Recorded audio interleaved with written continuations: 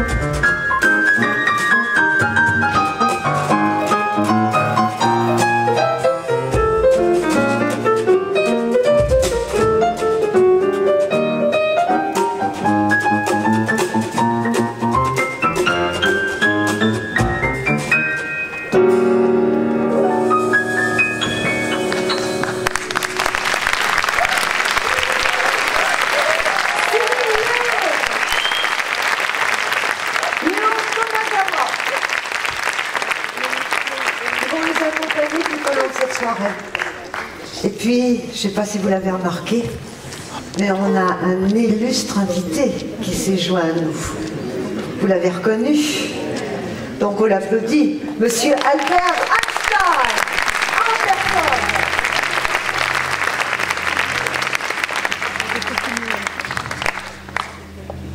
La quête de l'unité. Il y avait un boom là normalement. On peut recommencer? Ah ben oui. Tout est improvisé, vous savez. La quête de l'unité.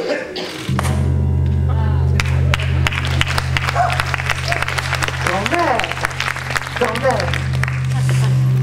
Alors pour vous emmener dans ce sujet qui va nous occuper tout au long de cette soirée, je voudrais vous raconter deux petites histoires, deux chocs que j'ai eus dans ma vie professionnelle. Le premier s'est produit en 1981. Je venais d'être invitée par Radio France à aller faire des enregistrements d'entretiens scientifiques à Berkeley. Mon niveau scientifique n'était pas très élevé. Quant à mon niveau d'anglais, n'en parlons pas. Donc vous imaginez ma trouille quand je me suis retrouvée en face d'un jeune professeur d'astrophysique de l'université de Berkeley qui allait me parler de choses dont je n'avais encore jamais entendu parler. Donc, l'interview commence, j'ai mon micro comme ça en face, on a les yeux dans les yeux, je tremble, j'ai peur de ne pas comprendre, je comprends tellement rien que je le regarde comme si je voulais boire ses paroles. Et puis tout d'un coup, j'entends une phrase qui m'a bouleversée. Les galaxies s'éloignent les unes des autres à des vitesses vertigineuses. Ça, je l'avais compris. Et là, je regarde mon jeune professeur qui continue à parler, parce qu'on était tellement près qu'il était troublé, donc il fallait qu'il parle, ce qui m'arrangeait, comme ça m'évitait de poser des questions.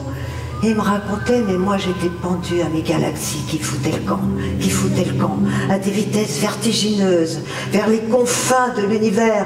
Mais où elles allaient, ces galaxies? Alors, je me suis rendu compte après qu'en fait, cette émotion, j'étais pas la seule à l'avoir vécue. N'est-ce pas, monsieur Einstein?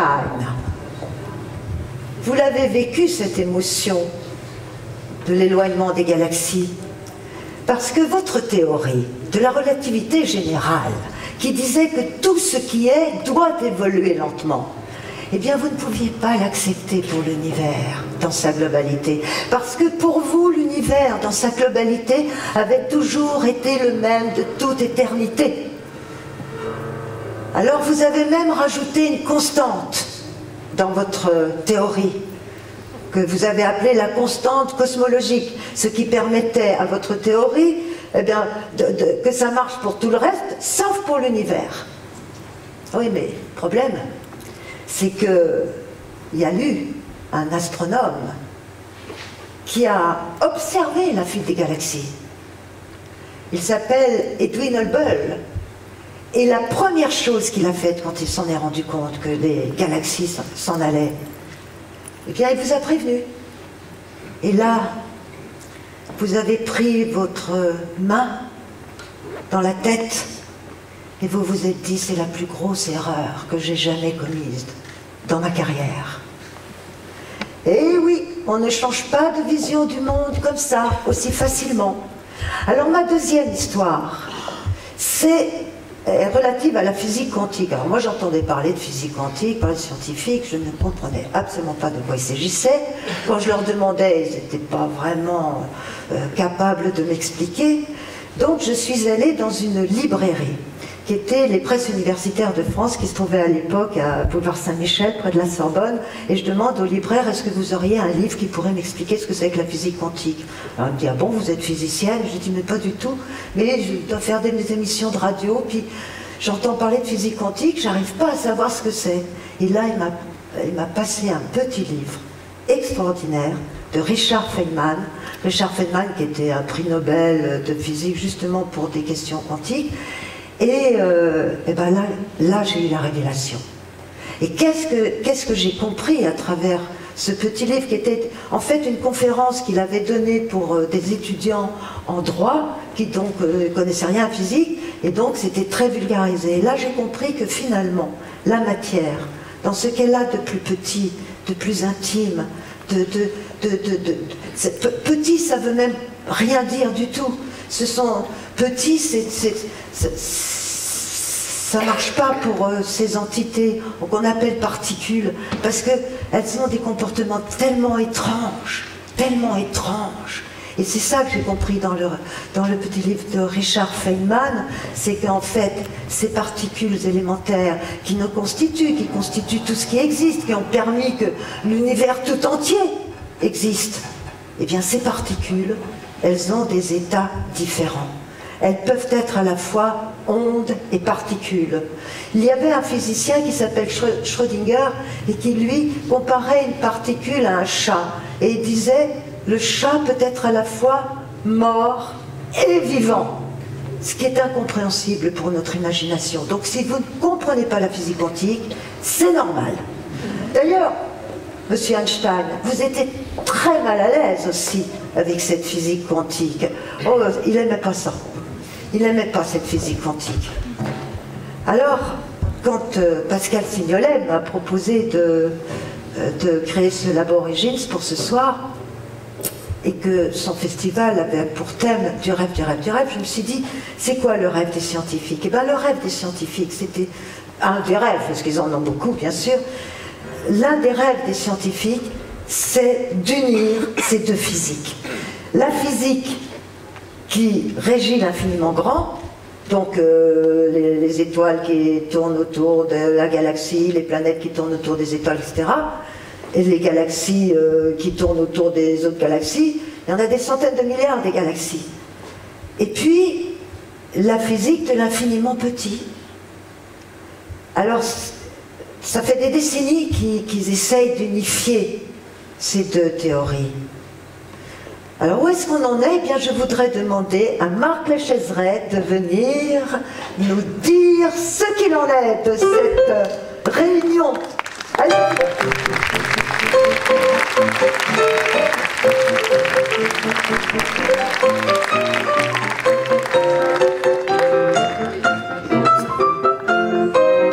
C'est gentil.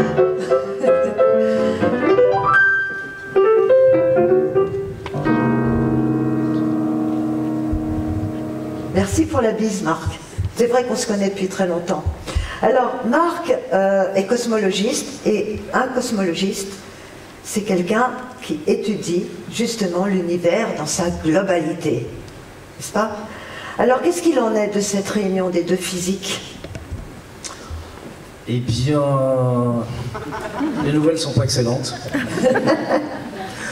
C'est vrai que l'unité, c'est un vieux rêve des physiciens, en tout cas de certains physiciens. Et la physique a commencé finalement par une unification. La physique, en tout cas la physique moderne, moi il me semble qu'on peut dater son début avec Newton au XVIIe siècle.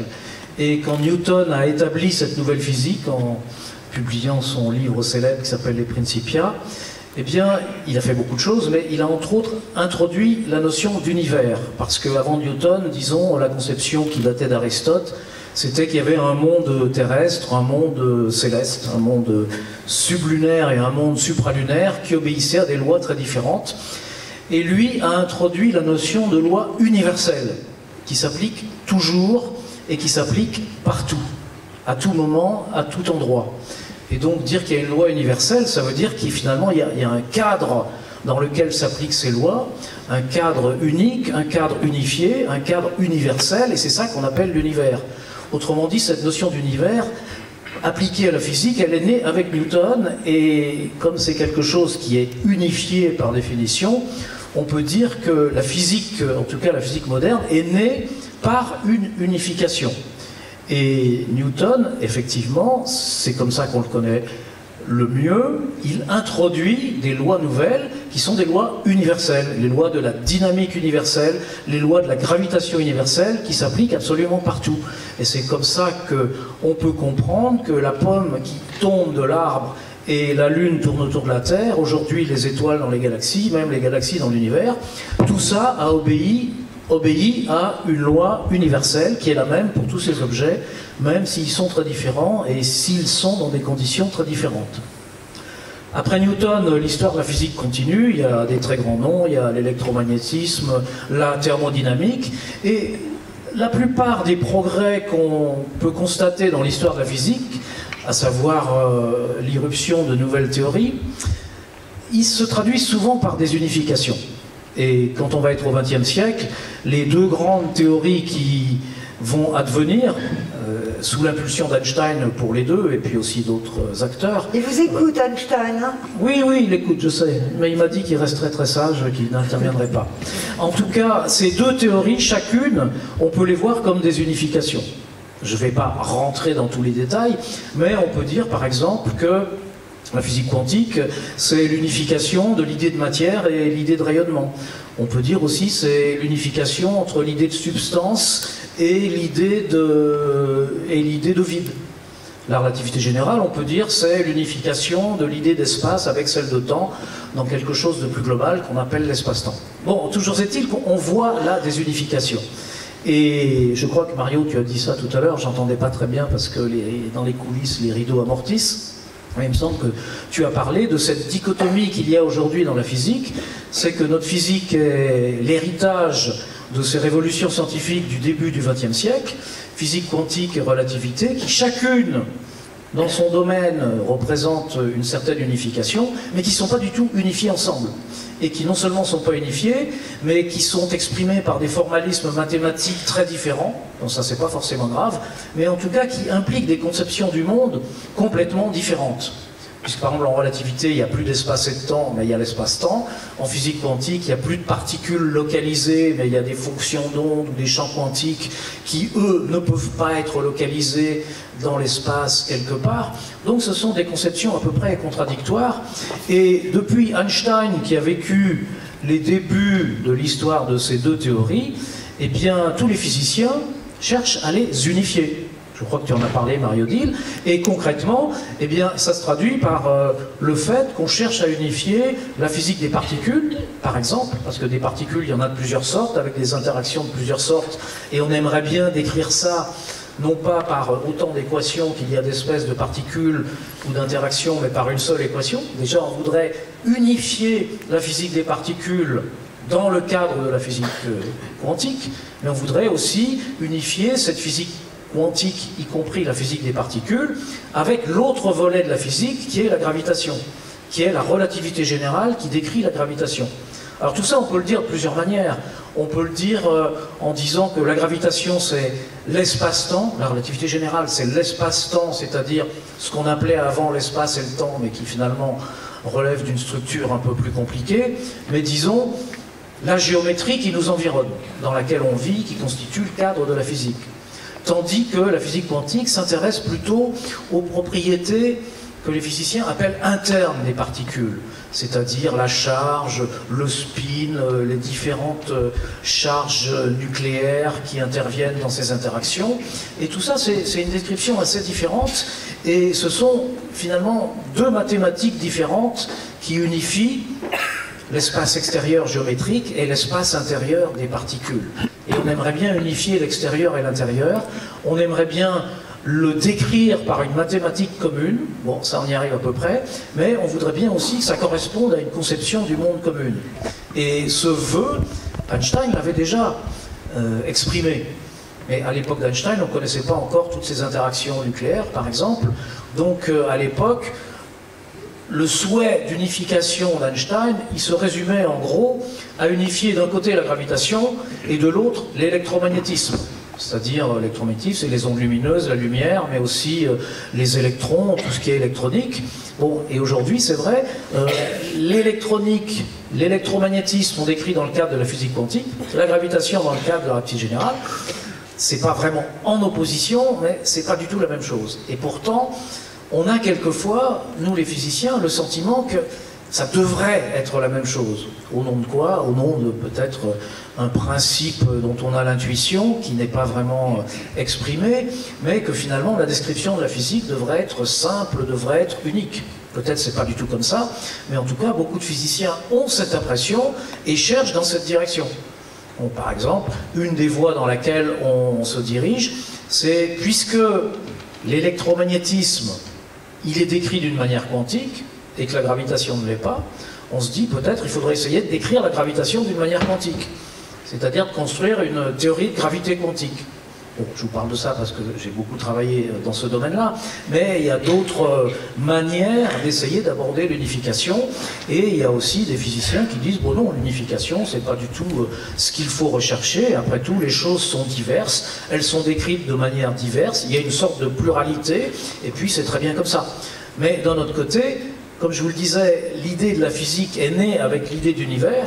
L'univers c'est quelque chose qui est par essence unique, unifié, universel, donc on a envie de se dire il doit y avoir des grands principes fondamentaux qui régissent l'ensemble de tout ce qui existe dans l'univers. Il n'y a pas de raison que quand c'est la gravitation, on fasse appel à une certaine vision du monde, et quand c'est la physique quantique, on fasse appel à une autre. Il devrait y avoir quelque chose d'unique. Et c'est très difficile, on n'y arrive pas.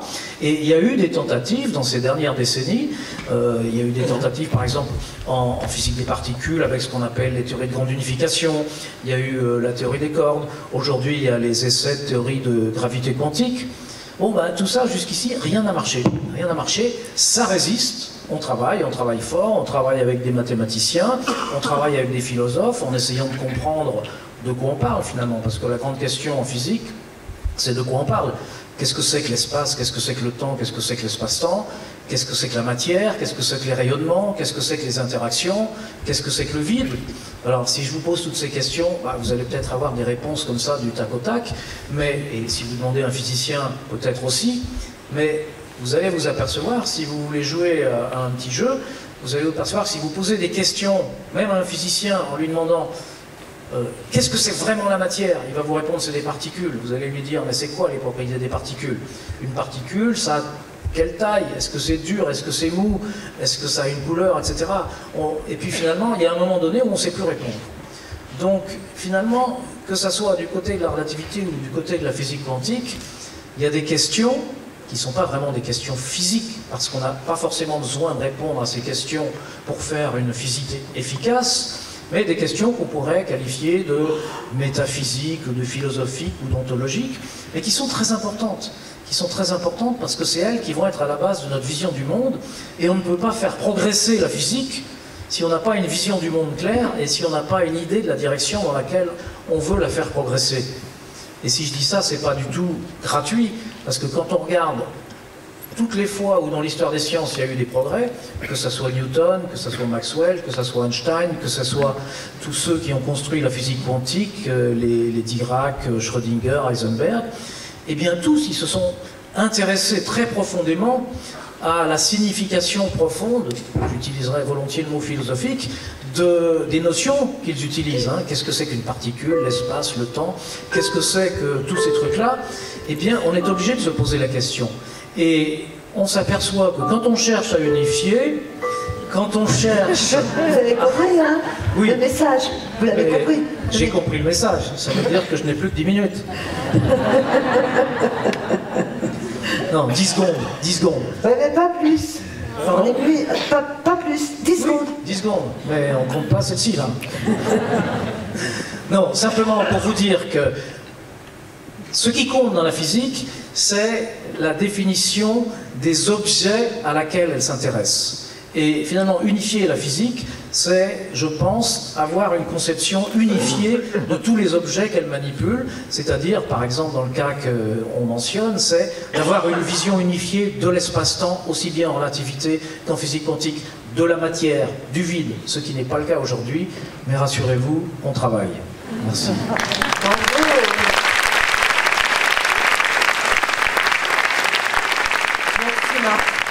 Vous pouvez garder le micro, parce que vous, si vous avez envie, oui, je peux te, oui, bon, j'ai l'habitude, mais je peux aussi te tutoyer. Bon, alors, moi je vais t'inviter à t'asseoir, là, dans le fauteuil Louis XV, il te va très très bien.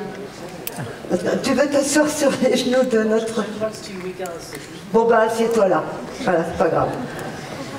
Puis, de toute façon, maintenant, je vais demander à quelqu'un avec qui tu aimes beaucoup discuter aussi, Marc, qui s'appelle Jean-Claude Amezen. Jean-Claude Amezen.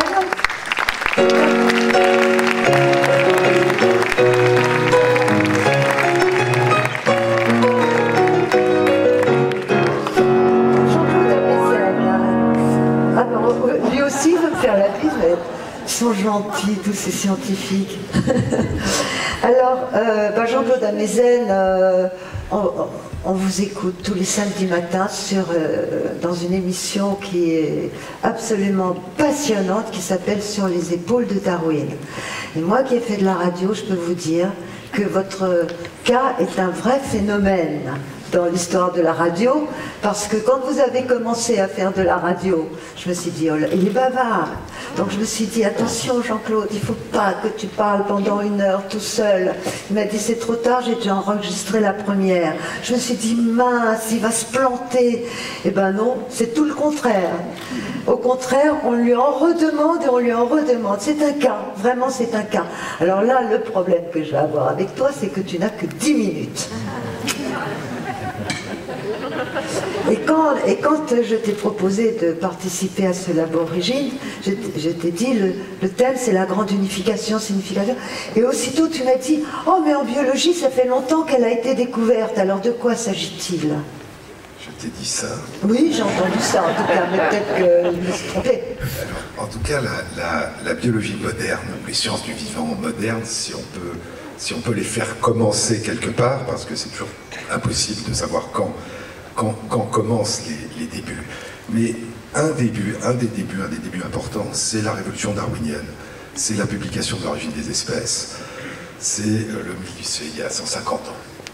Et cette révolution, qu'en accompagne une autre, c'est une révolution qui procède à une unification du monde vivant et qui dit que toutes les différences qui existent entre les arbres et les oiseaux, entre les poissons et les abeilles, entre nous et les fleurs, sont juste des éloignements sur des degrés de parenté. Et que l'ensemble du monde vivant partage une généalogie commune. Et que donc, non seulement c'est une étape d'unification du monde vivant, mais c'est une étape qui transforme notre environnement, le monde vivant qui nous entoure, en une famille. Et nous devenons des membres d'une immense famille. Et cette unification se fait de manière assez étrange peut-être, en allongeant notre passé, en nous donnant une très longue histoire, parce que cette histoire des métamorphoses du vivant, de la diversification du vivant, de la naissance de ce que Darwin appellera l'infinité des formes les plus belles et les plus merveilleuses, eh bien ça prend du temps. Et donc le passé va s'étendre et va commencer à s'allonger vers 3,5 milliards ou 4 milliards d'années d'évolution. Donc c'est une unification. C'est une unification qui plonge ses racines, qui s'inscrit dans un passé immense, et donc qui va donner pour tâche aux biologistes, aux chercheurs dans les sciences du vivant, de réinventer ce passé dont personne n'a été le témoin. Et il y a l'idée qu'on ne peut comprendre le présent qu'en se plongeant dans ce passé qu'on ne peut que reconstruire. Et l'un des grands évolutionnistes de ce qu'on appellera la nouvelle synthèse ou la théorie synthétique de l'évolution, qui cherche une unification cette fois au début du XXe siècle entre la théorie de l'évolution de Darwin et la génétique, qui est en plein essor.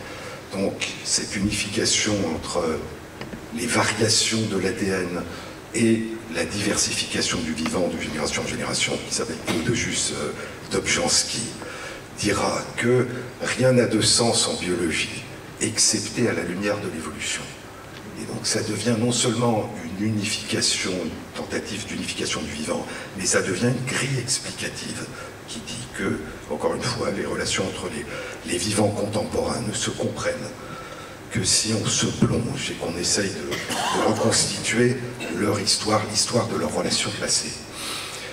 C'est ce que j'ai toujours trouvé très intéressant, c'est que cette tentative, qui en fait nous dit, ce qui est très nouveau à l'époque, hein, il ne faut pas oublier que Marc parlait de Newton, hein, l'univers de Newton est anhistorique, il se passe des petites choses mais rien n'a changé depuis le début du monde, que ça soit au niveau du monde vivant, que ça soit au niveau de l'univers.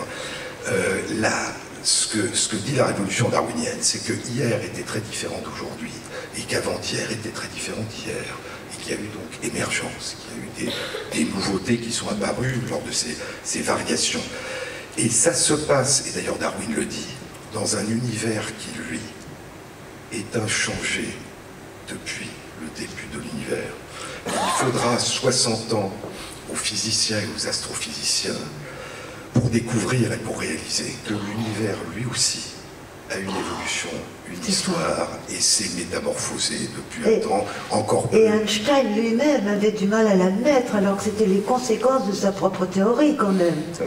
C'est difficile. Et donc c'est difficile d'imaginer que tout bouge. Quand on parle d'unification, on a l'impression que les choses sont stables, qu'elles sont... Alors que là, c'est une approche d'unification par bouleversement incessant et successif. Et donc, 4 milliards d'années pour le vivant, plus de 12 milliards d'années pour l'univers, là aussi c'est un passé, ça se fait au prix ou avec la récompense d'un passé énorme dont personne n'imaginait l'amplitude et la profondeur. Et puis, je parlais de cette unification entre la génétique et la théorie de l'évolution du vivant. Il va y avoir beaucoup d'approches qui ne sont pas des approches d'unification, mais qui sont des approches complémentaires. Et donc, non, ça va, ça va. L'astrophysique. Petite ambiance, ça représente la vie. L'astrophysique, la climatologie, la géologie va permettre d'expliquer des événements fondamentaux du vivant, l'émergence d'espèces nouvelles comme les extinctions. Les mathématiques, dès le début de la génétique des populations, vont permettre de modéliser des équilibres écologiques complexes. Les sciences du vivant vont découvrir et explorer ce qu'on appelle les écosystèmes, c'est-à-dire les interactions entre les vivants, les interactions que les vivants construisent entre eux. À la génétique va s'ajouter plus récemment ce qu'on appelle l'épigénétique, c'est-à-dire la découverte que l'histoire et l'environnement des êtres vivants influent sur la façon dont les cellules et les corps utilisent leurs gènes, et que ça peut avoir autant d'importance que la séquence particulière des gènes dont ces cellules et ces corps ont hérité. Et donc ça va être des approches qui sont des approches, des focales différentes qui vont non pas unifier, mais enrichir, complexifier l'approche de la biologie. Et puis les frontières s'effacent. Et donc dans cette généalogie, ce qui est intéressant, c'est le pouvoir explicatif, ce que Darwin fait rentrer dans les sciences, qui ensuite rentrera dans l'astrophysique. C'est la notion, c'est la dimension historique. C'est le « il était une fois ».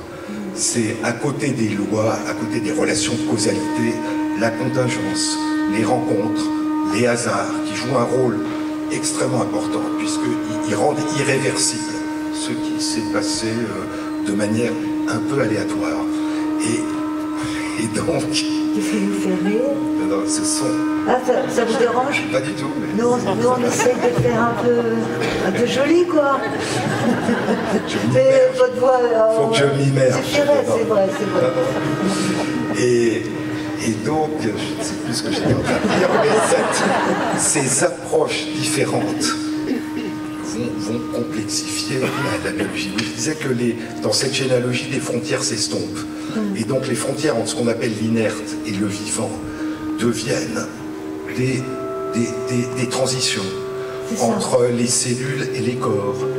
Quand je disais qu'à côté de l'unification qu'avait représentée la théorie darwinienne de l'évolution du vivant, il y a une grande approche unificatrice qu'on appelle la théorie cellulaire du vivant, et qui va proposer que l'ensemble des animaux et des plantes sont tous composés de cellules, et que chaque cellule a pour origine une autre cellule. Et donc il y aura ce paysage pointiste, tous les animaux et toutes les plantes sont des paysages pointistes composés de cellules. Et puis cette généalogie de la diversification du vivant qui se complète avec ensuite la génétique et les variations sur le thème de l'ADN.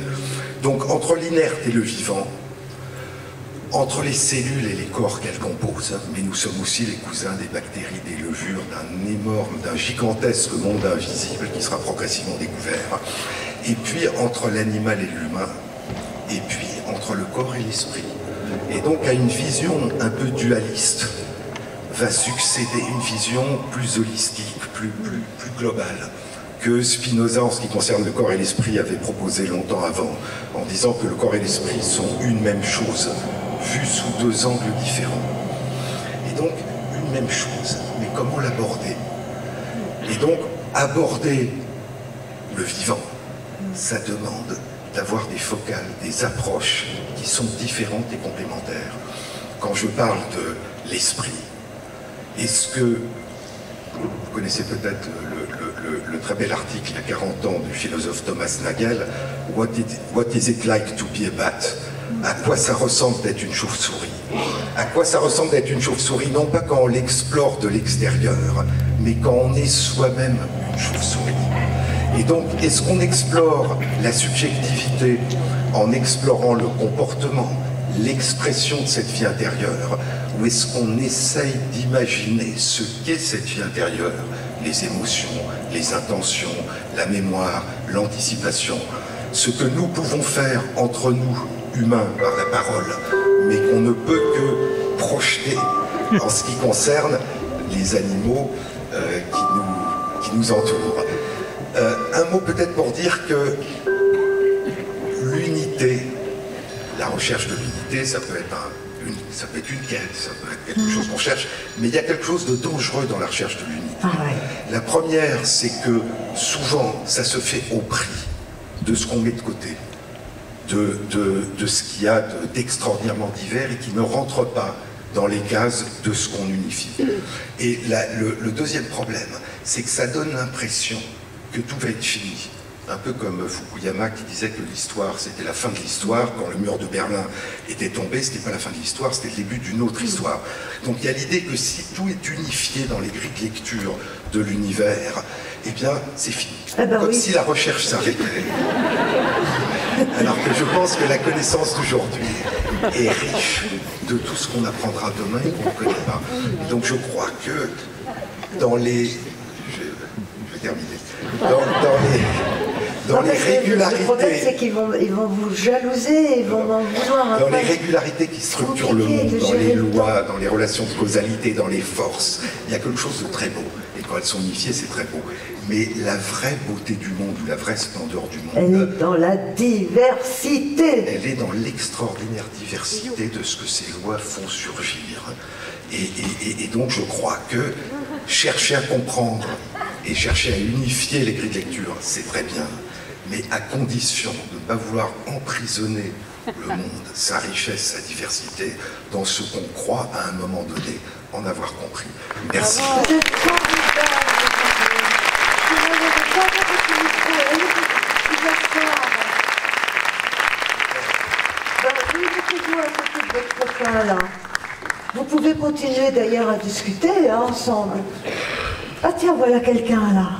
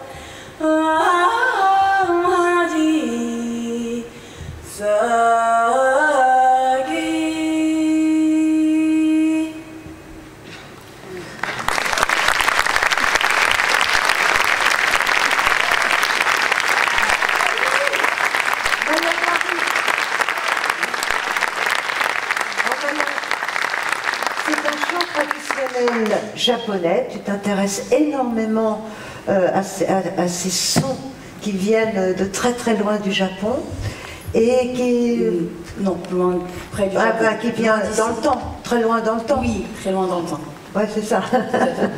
Et donc ça, c'est un chant qui vient d'un village D'une île. D'une île. D'une île dans le sud du Japon. Toutes les îles à côté, elles ne chantent pas de la même manière. Et même dans l'île, chaque village a sa façon de chanter. Voilà, la diversité. Oui, et quand j'ai écouté ces chants la première fois, j'ai eu l'impression que ça liait le ciel et la terre. C'est la première image que ça m'a fait. Et alors, qu'est-ce que ça t'a fait quand tu as écouté Jean-Claude? C'est une fan, elle me l'a dit. Oui, c'est une fan, Jean-Claude. C'est vrai, je suis fan. Mais il ne fallait pas le dire. Oui, il ne faut pas le dire, excuse-moi. Bon, alors, écoute. Je vais inviter. Voilà, on va inviter quelqu'un. Si tu l'invites en japonais, il sera très content. Tout à fait. Parce qu'il revient du Japon. Ouais. C'est juste. Jean-Pierre Bibling-san, dozo.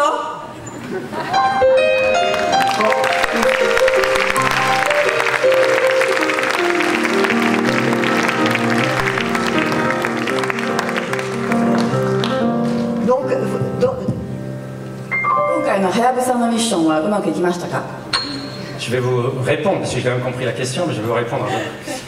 Merci beaucoup, Mégane Kizama. T'as compris ce qu'il a... Je voulais savoir si Hayabusa s'est bien passé. C'est vrai qu'actuellement, et c'est un bonheur d'être là, parce que ces jours-ci sont extrêmement difficiles pour nous, avec nos amis japonais, effectivement. On est dans le cadre d'une mission qui s'appelle Hayabusa. On est en train d'explorer un astéroïde. Avec tous les moyens, on s'est posé la semaine dernière, on va prélever un échantillon dans quelques semaines. Bref, on est au cœur de cela et je vais vous dire en 2 mots pourquoi on fait tout ça. Mais c'est vrai que c'est extraordinaire, c'est une mission tout à fait extraordinaire, mais extraordinairement difficile. Alors, je voudrais juste te présenter, donc Jean-Pierre Bibring, non, mais en 2 mots, a été responsable de cette mission extraordinaire qui était Philae. Donc là, il s'agissait de poser un instrument sur une comète, et donc Hayabusa, c'est un petit peu une mission qui continue ce travail-là, pour lequel aussi tu as donné énormément de ton temps et de ton savoir et de ton expérience. Voilà. Donc tu vas nous la raconter parce que finalement c'était un... Bah, si, quoi, non. Tout ça, ce sont des aventures extraordinairement collectives. C'est bien de parler des gens, mais il faut bien voir que, et c'est ça la vertu et la beauté de tout ce qu'on fait, c'est que c'est vraiment dans la coopération et le collectif. Et je dois dire que sur cette mission Hayabusa, qui est réellement un joyau de partenariat, il y a un partenaire qui ne nous aide pas, c'est l'astéroïde lui-même. L'astéroïde a décidé de ne pas être très coopératif. Il ne ressemble absolument pas à ce qu'on imaginait qu'il devrait ressembler. Et donc, tout ce qu'on a mis à poste a des difficultés, bien sûr, pour opérer. C'est ça qui fait les choses à la fois extraordinaires, mais très difficiles. Alors, je peux vous en parler un petit peu, mais pour moi, le plus intéressant, c'est de montrer pourquoi on fait ce genre de choses. Dans la suite de Philae, comme tu l'as dit. Et parce qu'en fait, si on fait ça, c'est que justement, on n'est pas dans la quête de l'unité. Et donc peut-être que je vais être un petit peu en décalage par rapport... Mais à vrai dire, ce qu'a dit tout à l'heure notre collègue biologiste recouvre... Jean-Claude, en l'occurrence, oui. Mais on ne sait jamais si on se connaît bien ou pas. Mais si vous vous connaissez bien. On peut se tutoyer tous. Mais oui, tutoyez-vous, parce que c'est ça que vous faites dans la vie. Et l'aborigène, c'est la vie. Bon, il y a toujours ce problème, vous avez vu tout à l'heure, de l'idée que, mais c'est en fait de millénaires de poids idéologique qui fait qu'on cherche l'unité, on cherche à unifier les choses, on cherche, et la physique effectivement a beaucoup travaillé là-dessus. Et plus on travaille dans notre domaine sur la connaissance, en tout cas on essaie de comprendre un petit peu le monde dans lequel on est, qu'est-ce qui fait que la Terre est devenue la Terre, qu'on est là pour en parler aujourd'hui, plus on s'aperçoit que ce qui est à mettre en évidence, c'est pas que les objets sont uniques, c'est que justement ils ne le sont pas, et c'est vraiment à la gloire de la diversité. Et comme tu as terminé tout à l'heure sur la richesse de la diversité, je ne peux pas ne pas boire ces mots-là. Je crois que la force, mais c'est un changement de paradigme absolument fondamental qui va bien au-delà, on va dire, de la physique et de l'astrophysique. Et c'est vrai que la biologie nous a précédés là-dessus. Depuis quand même beaucoup de temps maintenant, un siècle et demi, l'idée que le contingent l'emporte sur le générique pour comprendre un petit peu l'évolution est quelque chose qui commence à marquer des disciplines entières. En physique, on est en retard par rapport à ça. En physique, on est trop avec cette idée que parce que les lois sont effectivement à toute échelle les mêmes, eh bien les effets vont l'être aussi, et que l'évolution ne dépend que des lois structurantes Et en fait, ce n'est pas vrai. Les lois, bien sûr, sont nécessaires. S'il n'y avait pas de loi, ça serait le bazar. Il faut des lois structurantes, mais ce ne sont pas les lois qui font l'évolution. S'il n'y avait que les lois de la gravité, l'électromagnétisme, et qu'il n'y avait rien d'autre qui permette de comprendre l'évolution, on ne pourrait pas comprendre pourquoi la Terre est différente de Mars, etc. On ne pourrait pas comprendre pourquoi le système solaire est tellement différent des autres systèmes. Eh bien, dans notre discipline, on se donne les moyens d'aller voir ailleurs ce qui se passe, justement pour comprendre par ricochet ce que nous sommes. On commence à comprendre qu'effectivement, ce qu'il faut mettre en évidence, c'est précisément l'origine de cette diversité. Qu'est-ce qui a fait qu'à un moment donné, la Terre a pu avoir cette évolution qui a permis en particulier à la vie de s'adapter et d'évoluer? Eh bien, quand on travaille là-dessus, on s'aperçoit que effectivement, il y a un continuum entre ce qui s'est passé dans le nuage qui s'est effondré, qui a donné naissance au Soleil, aux planètes. Et pendant très longtemps, on pensait que tout nuage qui s'effondrait allait donner naissance à une étoile et des planètes, et que finalement, tout le monde devrait se ressembler. Et encore aujourd'hui, même dans notre propre discipline, les gens pensent qu'on va trouver des terres semblables aux nôtres ailleurs, qu'on va trouver de la vie semblable à la nôtre, ou pas semblable, mais de la vie ailleurs, etc. Avec cette idée que, à nouveau, les mêmes causes vont faire les mêmes effets, les mêmes lois sont là. Eh bien, en fait, je ne vais pas dire le contraire, c'est jamais binaire précisément. On est trop dans le binarisme linéaire général. L'inerte, le vivant, le bien, le mal, le beau, le laid, etc. Non, la réalité est toujours beaucoup plus complexe. Et ce sur quoi on travaille, c'est précisément sur ce qui a permis de forger cette diversité des chemins d'évolution. Par exemple, pour les planètes à l'extérieur de notre propre système, c'est vrai que c'est une idée très ancienne. Dans l'Antiquité, plein de gens ont proposé qu'il y ait des planètes autour des étoiles. Épicure a écrit de très beaux textes là-dessus. Et c'est vrai que ça fait maintenant 20 ans qu'on a mis en évidence des planètes autour des autres étoiles. Et donc on pourrait se dire, ben voilà, c'est une confirmation. Mais en fait, le vrai bon résultat là-dedans, c'est pas qu'on a confirmé une idée ancienne, à savoir qu'il y a des planètes autour des étoiles. Pour moi, la grande découverte, c'est que précisément, aucun des systèmes que l'on a découverts ne correspond à l'idée qu'on se faisait de ce qu'on devrait trouver. On trouve des choses qui n'ont rien à voir avec la manière dont l'on pensait être, de se constituer un système avec une étoile et des planètes. En d'autres termes, ce qui fait les planètes, c'est pas simplement qu'elles sont en orbite autour d'une étoile centrale, c'est plein d'autres processus qui, à chaque moment de leur évolution, vont prendre des formes tout à fait particulières en fonction de la contingence. Alors si je dis ça, c'est qu'il y a un continuum entre l'évolution du nuage qui a donné naissance au Soleil et puis la constitution des objets planétaires, dont la Terre, avec la vie qu'elle porte actuellement.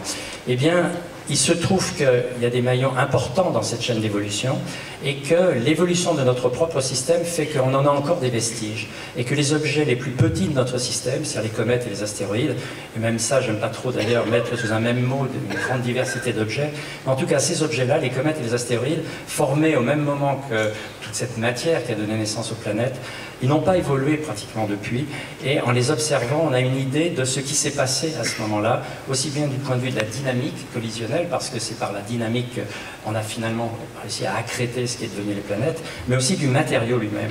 Et en particulier pour ce qui est du vivant, on essaie de comprendre, mais il y a toujours quelque chose, et je sais qu'on en parlera sûrement après, il y a des choses que je n'aime pas dans la manière de parler de l'émergence de la vie, comme si la vie naissait de la non-vie d'un point de vue créationniste, comme ça, tout d'un coup, il y a une transition qui se passe. Non, il y a une évolution continue d'une chimie qui a pris naissance dans le nuage avant même que le Soleil ne se forme, et au moment où le Soleil est arrivé, il a modifié lui-même cette chimie d'une manière très particulière à la manière dont le Soleil est né à un moment donné.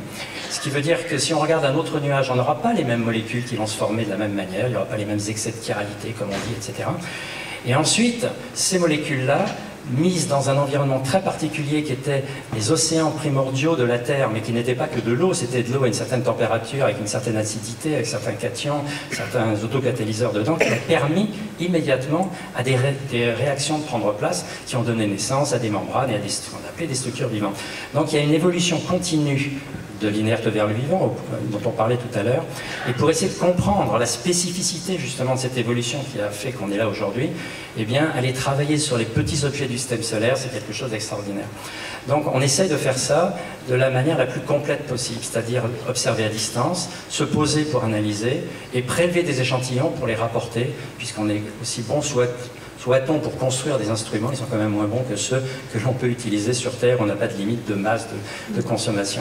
Eh bien, c'est tout ça qu'on fait avec Hayabusa pour la première fois, et pour la première fois dans un partenariat qui ne ressemble pas au partenariat dans le spatial auquel on a l'habitude, parce que d'habitude, on a l'impression qu'on travaille qu'avec la NASA américaine, dans le cadre de l'ESA. Là, c'est tout à fait autre chose, c'est du bilatéral, ou du multibilatéral, où les Japonais ont un rôle central, et c'est merveilleux. Et on va continuer dans ce genre de choses. On va continuer vers une diversification des des schémas de coopération, on va faire des choses avec les Chinois, on fait des choses avec plein d'autres gens, et on inaugure non seulement la capacité d'aller voir les processus à l'origine de la diversité, mais en plus, et on fait quelque chose qui me semble important, c'est qu'on montre qu'il est possible aussi d'échanger, de coopérer avec des gens qui a priori sont des gens avec qui, pour d'autres raisons, on n'aurait pas envie. On fait peur par rapport à la Chine, etc. Je pense qu'on a tort de faire cela. Il faut inaugurer d'autres types de relations pour aborder les vrais enjeux de ce siècle qui arrivent ici.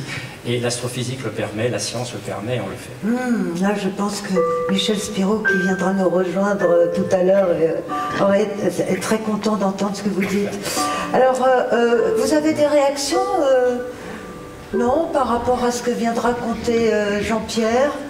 Une petite réaction, non? Non. Vous avez bu ces paroles? Bon, très bien. Bah, écoute, Jean-Pierre, alors moi, je vais t'inviter à aller t'asseoir. Tu peux garder le micro. Allez t'asseoir à côté.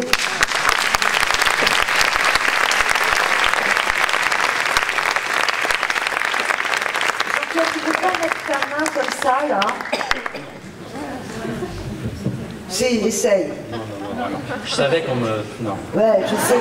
J'adore Marie-Odile, c'est un bonheur d'être là, mais quand même. Donc, tu veux pas un petit coup, quoi? Tout à l'heure, à la fin.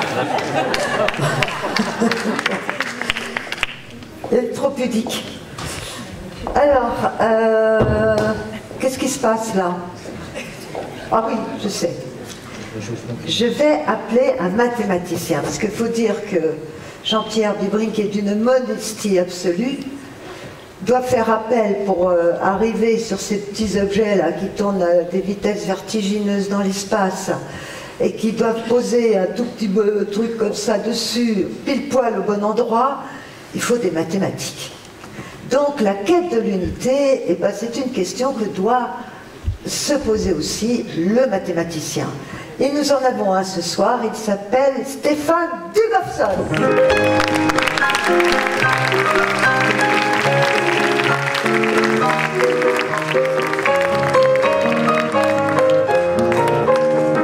Bonsoir Stéphane. Bonsoir. Alors, moi je vais te laisser parler tout seul parce que je sais que t'aimes bien être tout seul là. Non, ça dépend. Si, je te connais. Je m'assieds là. D'accord. Tiens, tu veux que je pousse le chapeau? Non, ça va, le chapeau. De toute façon, tu m'as dit 10 minutes. Oui, mais 10 minutes, comptez. Hein. Relax. Et il y a le maître du temps là-bas qui, si tu arrives à 10 minutes, eh ben, il te le signale. Super. Donc, 10 minutes... Tu m'as dit comme les conférences TED. Du coup, j'ai regardé, j'ai lu toute la littérature sur comment faire une bonne conférence TED. Et en fait, il y a un truc, il faut impliquer le public. Donc pour ça, c'est toujours pareil, il faut poser une question de façon à ce que massivement les gens lèvent la main, ce qui fait faire un mouvement et donc ça implique les gens. Donc, par exemple, qui a déjà fait une partie de Go? Ah, vous voyez que déjà on construit de l'influence quand même. Et alors, qui n'a jamais fait de partie de Go? Eh ben voilà. Qui n'a pas compris la question? Donc maintenant c'est bon, j'ai suivi les conseils de trucs. Ah non, il y a une deuxième chose très importante qui va nous mettre tous à l'aise tout de suite, c'est que je vais vous dire tout de suite l'essentiel de mon propos, comme ça si jamais je m'égare après, au moins ça sera fait. Donc, alors, voilà, en réfléchissant aux conséquences philosophiques de mes recherches mathématiques, eh bien, je me suis rendu compte que j'arrivais à une formule très simple, mais un petit peu paradoxale, et qui est la suivante. L'unité, c'est ce qui permet la diversité. Donc je vais essayer de partager ça avec vous ce soir. Et tout commence donc avec une partie de Go. Le jeu de Go, c'est un jeu de stratégie qui vient de Chine. Enfin, pour ce qui est du nom de Go, ça vient du Japon.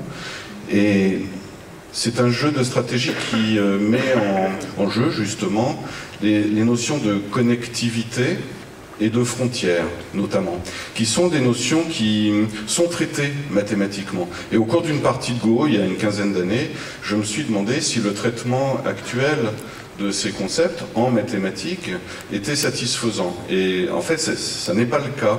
Et donc, voilà, depuis, les questions que je me pose dans mes travaux tournent autour de comment les choses se connectent-elles, comment se déconnectent-elles aussi, comment des systèmes dynamiques peuvent interagir pour former ensemble une dynamique globale qui les inclut, et s'agissant de la notion de frontière, comment cette notion de frontière s'articule-t-elle avec la notion de connexité, de connectivité. S'agissant de la connectivité, en fait, tout commence avec un paradoxe. Au cours de cette partie, j'ai réalisé qu'il y avait en mathématiques plusieurs façons différentes de définir la connexité et que ces différentes façons ne coïncidaient pas exactement. Et donc la première question que je me suis posée, c'était une question unificatrice: comment traiter de manière cohérente, unifiée, la connexité. Donc j'ai posé une définition, je me suis rendu compte par la suite que je n'étais pas le premier à avoir posé cette définition, mais c'est pas grave. C'est l'intérêt d'être aussi historien de sa science, c'est que quand il y a un truc qui a déjà été découvert par quelqu'un d'autre, eh bien, vous pouvez vous intéresser à l'aspect historique, tout n'est pas perdu. Mais cette définition nouvelle, apparemment, personne n'avait vraiment remarqué que elle amenait de nouvelles manières d'être connecté, qui n'existent pas dans les traitements classiques de la connectivité. Et notamment, il y a ce qu'on appelle le nœud borroméen, qui est emblématique de cette manière d'être connecté. Le nœud borroméen, c'est 3 ronds de ficelle qui sont globalement attachés, mais 2 à 2, ils sont libres. Et c'est une structure qui a beaucoup intéressé le psychanalyste Jacques Lacan dans sa façon de parler de ce qu'il appelle le réel, le symbolique et l'imaginaire. Donc vous voyez comment, en posant une définition unificatrice par rapport à des choses qui existent antérieurement, tout à coup il y a une diversité de nouvelles choses qui surgissent. Alors, au bout d'un moment, je me suis rendu compte que ces notions de connectivité, elles étaient fondamentalement dynamiques. Et du coup, je me suis intéressé à ce qu'on appelle des systèmes dynamiques. Et là encore, une situation un peu de fragmentation, c'est-à-dire que les mathématiciens, traditionnellement, considèrent 2 sortes de systèmes dynamiques. Les systèmes dynamiques continus et les systèmes dynamiques discrets. Les systèmes dynamiques continus fonctionnent en temps continu. Les systèmes dynamiques discrets, je vous laisse deviner, en temps discret, voilà, c'est ça. Tac, tic, tac, tic, tac, avec des instants suivants. Alors que dans le temps continu, après un instant, il n'y a pas un instant suivant, il y a une infinité, c'est une densité temporelle. Mais voilà, 2 formalismes tout à fait différents pour les systèmes dynamiques discrets et pour les systèmes dynamiques continus. Et donc la question, elle était, parce que ça ne me plaisait pas davantage que pour la fragmentation de la connexité, comment définir de façon unifiée des systèmes dynamiques. Et bon, là encore, je n'étais pas le premier à le faire, mais j'ai posé une définition qui a amené immédiatement le surgissement d'une infinité d'autres systèmes dynamiques possibles et d'autres systèmes de temporalité possibles. Et ces autres systèmes, eh bien, c'est facile de les décrire. Que ce soit en version continue ou en version discrète, c'est du temps circulaire, c'est des temps parallèles, c'est du temps multidimensionnel, c'est du temps vertical, c'est du temps arborescent. Et il y a une nouvelle de Borges, Le jardin au sentier qui bifurque, dans laquelle il est question comme ça de temps qui change de direction. Mais alors, disposant d'un cadre unifié où surgissaient toutes ces sortes... Tiens, voilà Borges, justement, c'est marrant, on parle de... Et hop, voilà. Et vous voyez, il y a des arbres derrière lui, donc ça va très bien avec le temps arborescent. Et donc comment, une fois que toutes ces dynamiques diverses sont apparues dans un cadre unifié, on peut se poser la question, en fait on m'a posé la question, des collègues qui s'intéressent beaucoup aux applications, aux sciences de l'ingénieur, mais comment ces différentes dynamiques peuvent-elles interagir entre elles? Et là, ça a été assez difficile, ça a été assez long, j'ai rencontré toutes sortes d'obstacles. En fait, j'ai fini par me convaincre, au bout de quelques années d'errance, qui m'ont conduit aux frontières de ce qu'on appelle aujourd'hui le burn-out, que en fait la question de l'interaction, c'était c'était compliqué. Mais quand même, je suis arrivé à quelque chose. Je suis arrivé à voir comment on pouvait définir l'interaction entre des systèmes aussi variés que, voilà, un système qui a un temps circulaire, un autre qui dispose de temps parallèle, de temps multidimensionnel. Ils peuvent interagir ensemble et produire ensemble, se synchroniser et produire ensemble une dynamique globale qui va les contenir d'une certaine façon. Mais il y avait un dernier obstacle, c'est que ça ne marchait pas, dans la mesure où la dynamique globale ainsi créée n'entrait pas dans la définition des dynamiques que j'avais données. Donc voilà, c'était terrible. Et en fait, le salut est venu de la relaxation. C'est-à-dire que, en fait, bon, techniquement, c'est ce qu'on appelle des lax functeurs. Ça correspond à une relaxation des contraintes. Il m'a fallu affaiblir un petit peu la définition que j'avais posée pour les systèmes dynamiques généraux pour que ça marche. Et effectivement, en relaxant un peu ces contraintes, eh bien, l'interaction d'une famille finie ou infinie de dynamiques extrêmement variées pouvait produire une nouvelle dynamique qui les englobe. Et là, il y a quelque chose qui est apparu de tout à fait inattendu comme conséquence de cet ajustement technique, c'est qu'un certain type de dynamique qui m'avait peu intéressé jusque-là, parce qu'elles sont à peine des dynamiques, pouvait entrer dans le jeu ordinaire des interactions avec les autres dynamiques. Et ces dynamiques particulières qui sont à peine des dynamiques, c'est ce que j'appelle les dynamiques intemporelles. En fait, elles ne connaissent pas de temps, il y a une seule durée qui est la durée nulle, et tout reste à un seul instant zéro, tout le temps, quoi. Donc c'est pas très dynamique, si vous voulez, a priori. Hein. Mais en fait, cet ajustement technique permet de les faire interagir effectivement, c'est-à-dire que non, si vous êtes par exemple, imaginez par exemple que vous êtes une dynamique temporelle, eh bien vous pouvez être influencé par l'intemporel, si c'est votre destin, disons, mais en retour, vous pouvez aussi influencer librement l'intemporel. Au fond, c'est ce qu'on fait tout le temps, puisque chacun de nos actes, d'une certaine manière, s'inscrivent pour toujours dans l'histoire de l'univers.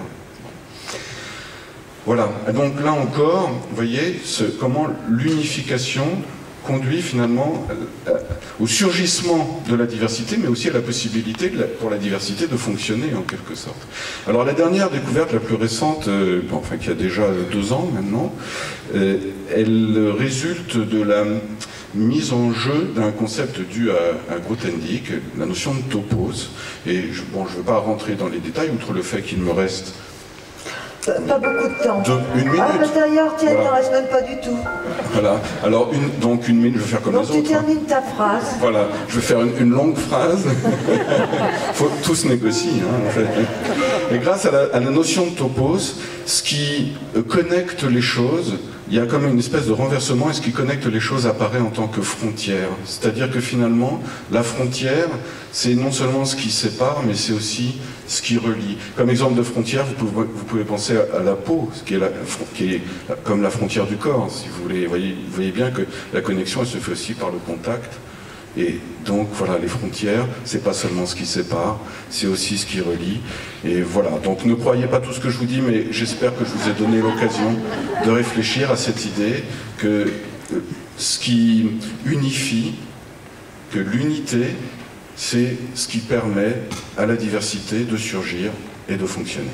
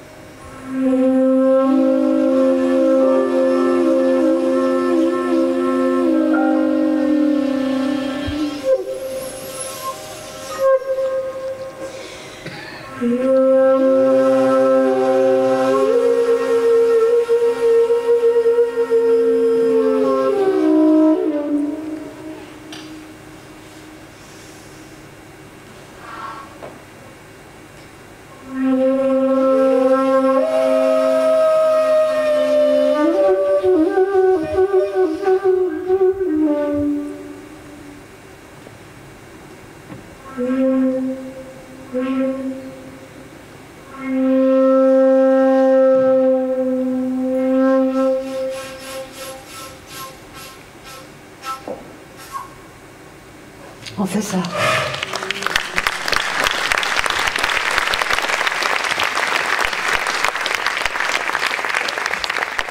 Merci Chandra. J'ai beaucoup de questions à te poser quand même. Tiens, tu vas prendre un... Oui, non, une ou deux. Non, d'abord la flûte.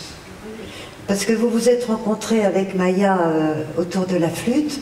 La flûte est importante pour une yogi comme toi? J'avais suggéré la flûte justement comme instrument parce que c'est le chemin vers la méditation.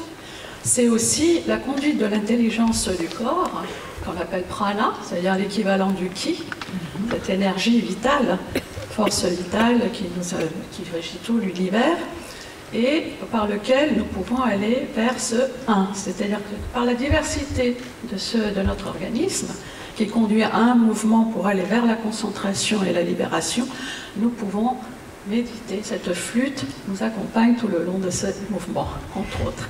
Pour une yogi comme toi, c'est une quête infinie, cette quête de l'unité à l'intérieur de toi, en toi, avec l'univers tout entier. Voilà. C'est ça? Absolument. C'est le déploiement de l'univers depuis la création, c'est-à-dire toute chose naît et toute chose meurt.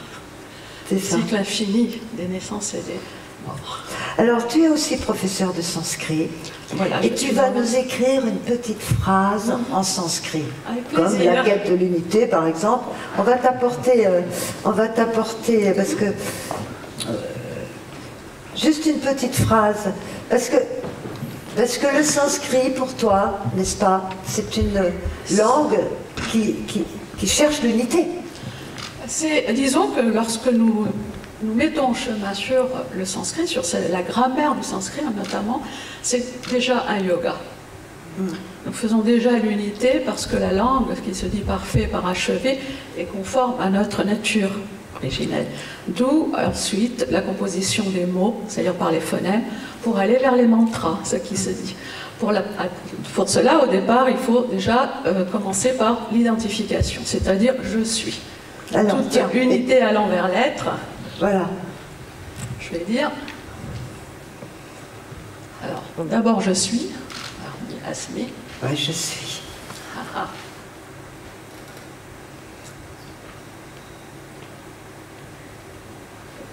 Voilà, Asmi.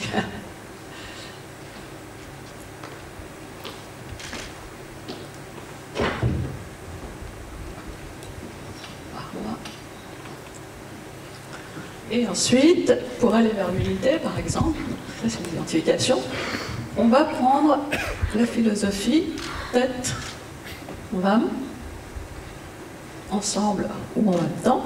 Oui. Ça s'appelle les ligatures, assis. C'est-à-dire, tu es ceci. Tu es cela qui nous dépasse et transcendant, au-delà de notre entendement, tout ce qui régit l'univers. C'est magnifique cette écriture. Mais personnellement, je préfère la calligraphie. Ouais. C'est une dame et tu veux qui n'existe plus, voilà.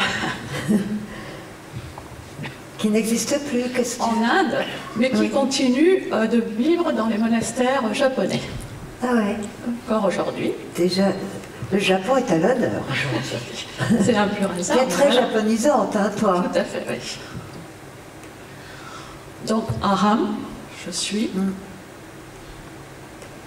Donc c'est une écriture qui ne se pratique plus, ça. Pas en Inde, mais il y a de nouveau des dans les monastères, c'est ça. Alors en Inde, il y a tout le monde a des t-shirts gravés, enfin imprimés ou gravés sur la pierre.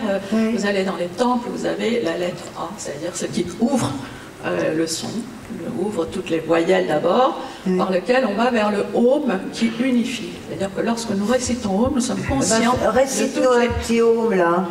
D'accord, avec plaisir. Allez, on va l'essayer.